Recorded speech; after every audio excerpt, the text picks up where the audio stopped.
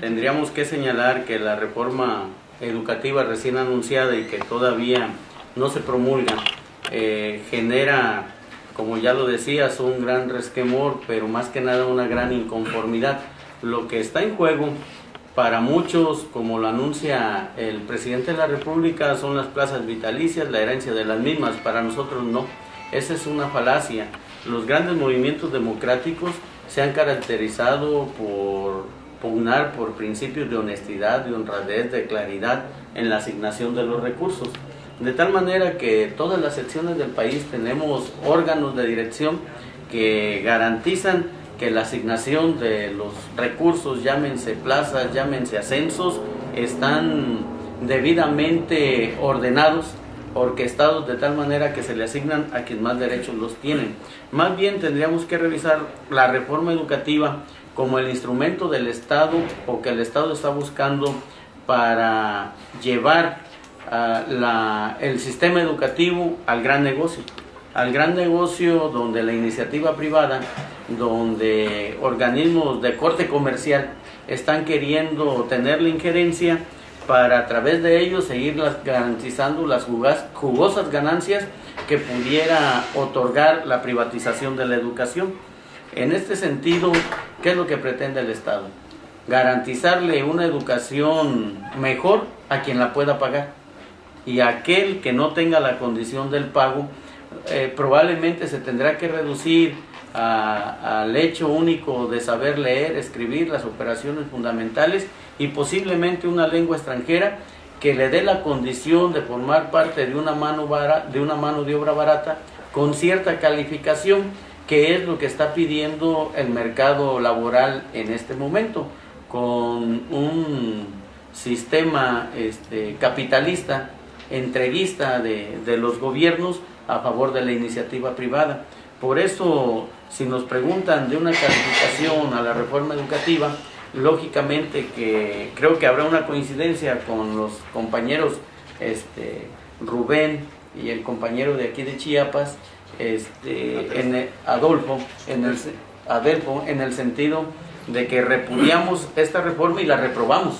Y la reprobamos de hecho, sin esperarnos a que se consolide con todo lo que ella representa, un instituto evaluativo que lo semejan con un IFE, pero que en este momento, ¿quién le tiene credibilidad al IFE? Entonces, ¿cómo le vamos a tener credibilidad a un coto más de poder que el gobierno le está entregando a la élite partidista, a la política electorera, para que puedan seguir manejando los recursos propios de la nación? En términos muy concretos, desde la sección 18 de Michoacán y creo que desde la misma Coordinadora Nacional de Trabajadores de la Educación, el máximo referente que aglutina las fuerzas vivas, las fuerzas democráticas dignas, repudiamos completamente esta reforma educativa.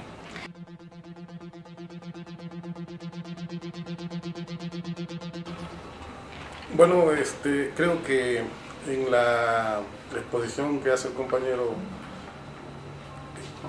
Juan José manifiesta verdaderamente el interés que tiene el imperio por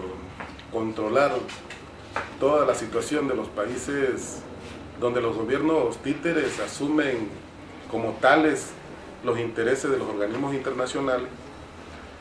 Y en ese sentido vemos con preocupación que los compañeros les van creando una situación para hacerles creer que lo mejor que puede existir es esa política que ellos diseñan con el objetivo que les va a favorecer, pero también con el objetivo de ir creando en la sociedad una situación que pueda enfrentar precisamente a la sociedad con el maestro, ¿no? ¿Cómo podemos ver que el maestro tenga que verse asumido en esta reforma? Bueno, le van creando una situación de talleres, le van creando situaciones como escuelas de tiempo completo, le van creando las escuelas de siempre abierto, y entonces les van creando todo un esquema que los va obligando a meterse poco a poco y haciéndoles quizás creer que eso va a ser lo mejor para ellos, ¿no? Sin embargo, bueno, en la situación de cómo nosotros vemos en el sentido de que tiene que haber una respuesta, en este sentido efectivamente el referente que aglutina a las fuerzas dignas del Magisterio Nacional, que es la Coordinadora Nacional, tiene que verse obligada a diseñar cómo romper con ese esquema diseñado por esos organismos, ¿no? Entonces yo creo que tenemos que valorar cómo diseñar una contrapropuesta que a lo mejor en este sistema no pueda echarse a andar, porque tal vez no se nos permitan los espacios para hacerlo. Sin embargo, esa contrapropuesta lleva de alguna manera el hecho de saber que efectivamente el Magisterio Democrático Nacional tiene de alguna forma que presentar un nuevo formato, ¿no?, de educación, para no permitir que efectivamente la educación pública se convierta en el gran negocio que pretenden los organismos internacionales.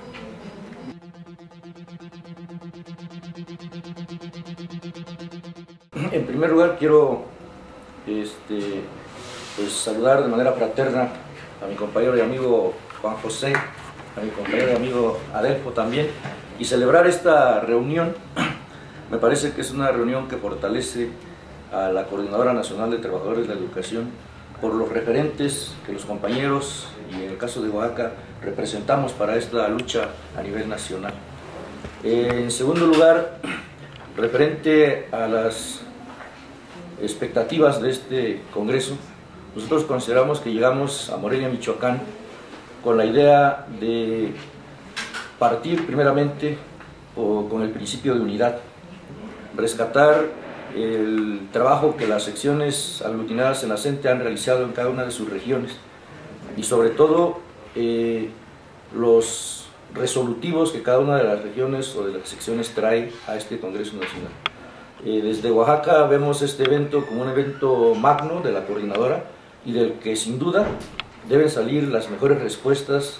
un plan de acción de carácter nacional a planos inmediato, diría yo, después mediano y a largo plazo, porque sabemos que esto que se inicia hoy, esta agresión a los derechos laborales de los trabajadores de la educación y a la clase trabajadora de México, es un proyecto de 6 años, y en ese sentido el magisterio y la clase trabajadora debemos prever todo este asunto, pero más en lo inmediato porque ya de alguna manera se ha iniciado esta embestida. En ese sentido nosotros consideramos que las mesas de trabajo que van a iniciar en unos momentos tendrán que ser muy propositivas, muy analíticas, para que las respuestas, para que los resolutivos de este Congreso sean de manera contundente, direccionados a nivel nacional, por encima de los intereses de los grupos, de las expresiones al interior del Congreso. Hoy tenemos ese compromiso con Michoacán, con Chiapas y con las demás secciones que hoy se van a reunir en este Congreso, de primeramente hacer un pronunciamiento por la unidad de la coordinadora. Y en segundo lugar, pues como comentaba, este evento es un evento importante a nivel nacional. Queremos que los medios de comunicación que nos han coberturado en esta parte, pues lo lleven a esa magnitud, que es un evento de nivel nacional que tiene que ver con las reformas que se están planteando desde el gobierno federal, desde la propia Secretaría de Educación Pública, y que bueno, nosotros, yo creo que cada una de las secciones trae sus propios resolutivos de los congresos estatales, pero que aquí con la madurez política con que vienen representadas las bases a través de los delegados, nosotros pensamos que este evento nos debe traer a la unidad del movimiento magisterial nacional y también a convocar a los demás sectores de la sociedad, sobre todo a los estudiantes, a los padres de familia, a las secciones democráticas del país y a las organizaciones sociales, porque entendemos que esta embestida es de carácter nacional y la respuesta tiene que ser de la misma naturaleza. Ante la imposición de Peña Nieto el 1 de diciembre y el marco represivo que se da en ese evento, donde las detenciones, donde el grado de agresividad que muestra el aparato represor a su cargo se manifiesta contra la juventud, contra el magisterio, contra el pueblo,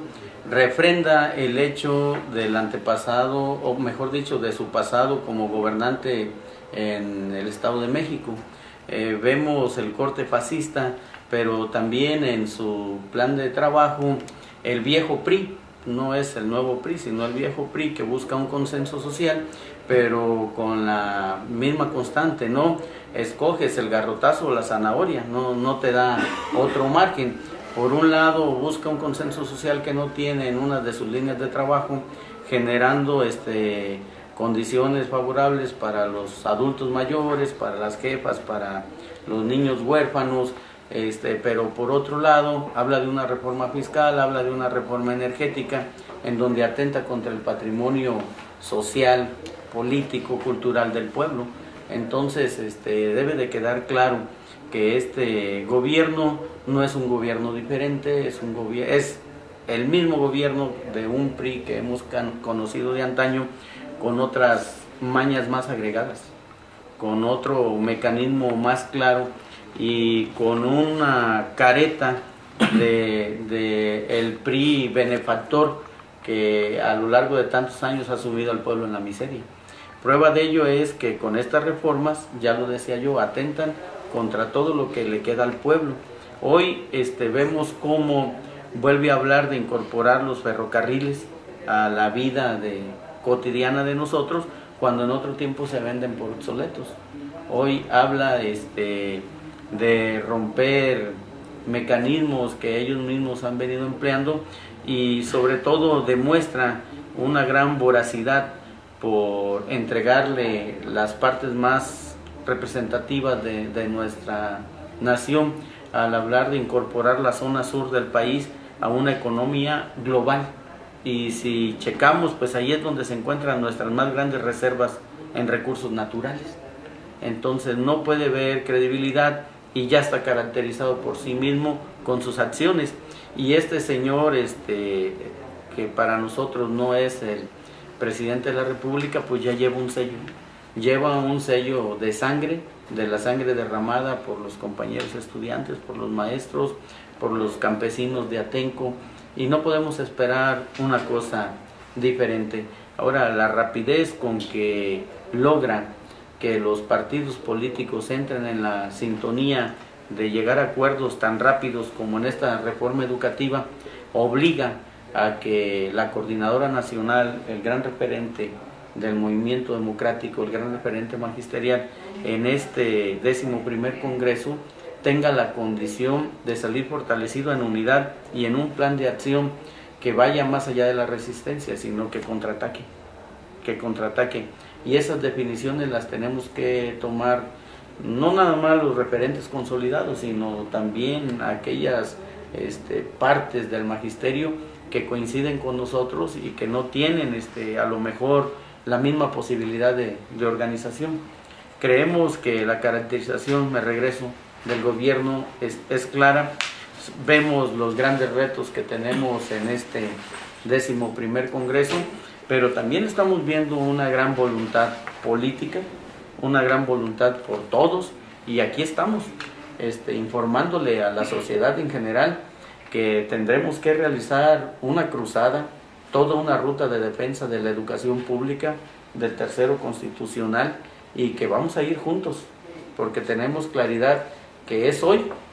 o ya no va a poder ser nunca. Así es de que nosotros que tenemos la condición de organización, también tenemos el deber de innovar, de generar condiciones más propicias para la defensa de la educación,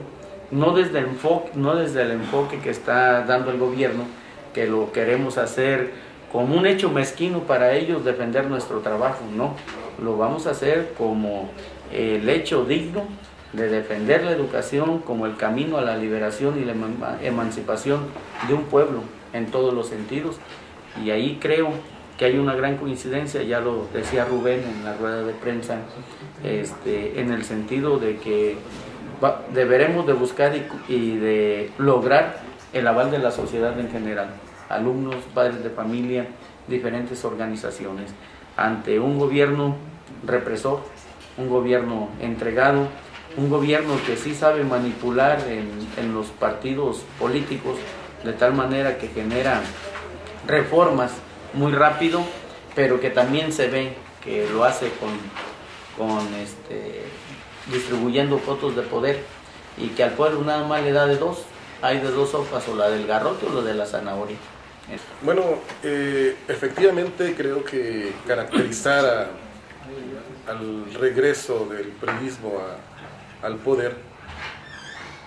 efectivamente es el retorno del fascismo en su máxima expresión, es la continuidad de ejercer la represión en todos los niveles. Y recordemos que ha sucedido en Acteal, en el Charco Guerrero, en Atenco y en Michoacán. Entonces creemos que efectivamente regresa esa política agresiva en contra del pueblo, esa política que también va a profundizar la miseria, la discriminación y demás.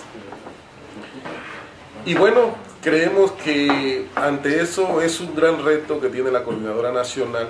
porque vamos a enfrentar directamente esa política agresiva, ¿no? Por el lado económico es el tratar de culminar lo que en su momento Salinas pudo comenzar, en privatizar todos los sectores. Y efectivamente creo que estas reformas caminan bajo el mandato de esos organismos internacionales, caminan hacia privatizar toda la vida del país. Entonces hoy efectivamente la Coordinadora Nacional estamos ante el reto de decir, ¿es hoy o no será? Por eso es preciso que de aquí, de este Congreso, de este 11º Congreso, salgamos fortalecidos, salgamos con la unidad que requerimos para poder hacer frente a la política del Estado. Sabemos también que la llegada de este gobierno espurio le manda un mensaje al charrismo sindical, encabezado por el Ester Gordillo, en el sentido de que o estás aquí o no estás. Retomar el mandato de la educación y restarle un poder a esta cacique significa también que esta cacique, leyendo más, no va a pasar por lo que pasó Joaquín Hernández Galicia, y efectivamente se pone al servicio de todos los poderes que llevaron también efectivamente a este gobierno al poder, los poderes fácticos y específicamente Televisa. Y efectivamente sabemos nosotros que el sindicato también está en una situación de agresión, y no nada más la Coordinadora Nacional. Se ha equivocado la cacique al decir que en diferenciar entre los maestros del CENTE y de la CENTE, sabiendo que nosotros somos los que hemos estado al frente de defender la educación pública. Hoy nos enfrentamos también al reto de decir nosotros de poder solamente tomar unas sencillas tal vez demandas, pero que son demasiado grandes, de no hacer una mezcolanza de demandas ahorita a nivel nacional, sino que vamos a defender la educación pública, que vamos a defender el empleo, y también tenemos que decir, tenemos que defender la estructura nacional del sindicato, aunque en este momento se encuentre bajo el dominio del charrismo sindical. Entonces yo creo que es un gran reto hoy para la coordinadora de salir fortalecidos, de salir en unidad, de construir un plan estratégico que nos permita salir en lo inmediato con toda nuestra capacidad a poder ir en defensa, en este caso, de la educación pública. Yo creo que a un movimiento como el Movimiento Democrático de Oaxaca le queda claro que el gobierno federal es un gobierno ilegítimo, es un gobierno impuesto, y que con Oaxaca tiene una deuda